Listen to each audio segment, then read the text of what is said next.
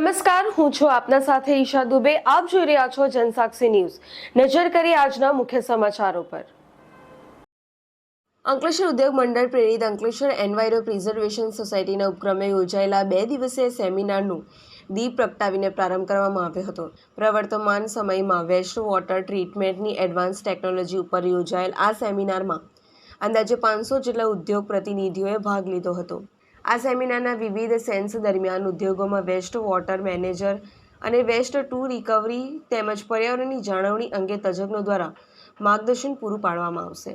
આ સમારોહ દરમિયાન અંકલેશ્વર ઉદ્યોગ મંડળના પ્રમુખ વિમલ જેઠવા, નોટિફાઈડ ચેરમેન અમુલખ પટેલ, ઉદ્યોગ અગ્રણીઓ એન.કે. નાવડિયા, અશોક પંચવાની, ડીપીએમસીના કોર્ડિનેટર વિજય આસર સહિત અગ્રણીઓ ઉપસ્થિત રહ્યા હતા. પિન્ટુ મોદી, જનસાક્ષી ન્યૂઝ, અંકલેશ્વર. આજે આપ જોઈ રહ્યા છો કે અંકલેશ્વર એન્વાયરમેન્ટ પ્રોટેક્શન સોસાયટી મારફતે એક સરસ મજાના 2 દિવસીય કાર્યક્રમનું આયોજન કર્યું છે અને આ આયોજનનો હેતુ એ છે કે જે કોઈ વિદ્યાર્થીઓ કે એન્વાયરમેન્ટ પ્રોફેશનલ છે એ એમની જે કાર્યકાળ છે એ કાર્યકાળની અંદર એની જે જ્ઞાનની જે ધાર કાઢી છે એ જ્ઞાનની ધાર કાઢી અને કેવી રીતે સકારાત્મકતાથી એના ઉદ્યોગોની અંદર એ મદદરૂપ થઈ શકે તો એના માટેનો આ સેમિનાર છે અને એમાં પર્યાવરણના મુદ્દાઓને આવરી લેતા બધા જ વિષયોનો સમાવેશ કરવામાં આવ્યો છે અને આજે એનો પહેલો દિવસ હતો અને મેં પણ મારા જે ચક્રીય અર્થવ્યવસ્થા છે એના ઉપર મારા વિચારો રજૂ કર્યા અને ખાસ કરીને જ્યારે હજી મેં હમણાં જ ચાર્જ લીધો છે ત્યારે અંકલેશ્વરની જનતાને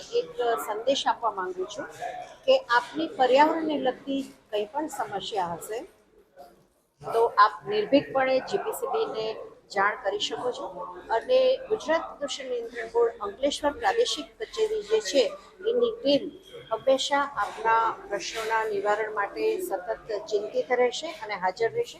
સાથે સાથે અંકલેશ્વર ઉદ્યોગપતિઓને પણ હું એક આ તબક્કે કહેવા માંગુ છું કે આપણું જે ગુજરાત, ભારત અને એશિયામાં અંકલેશ્વર જીઆઈડીસીનું સ્થાન છે એ સ્થાન વધુ મક્કમ બને, વધુ ઇજ્જતપૂર્વક લોકો આદરપૂર્વક એને નિહાળે એવા આપણે સાથે મળીને ભવિષ્યમાં કામ કરવાના છે અને એ બધામાં ઉદ્યોગપતિઓ, અંકલેશ્વરની સામાન્ય પ્રજા અને મીડિયાકર્મીઓનો સહકાર હશે તો ચોક્કસપણે આપણે આ મકામ પાર કરી શકીશું. એમાં મને કોઈ શંકા નથી.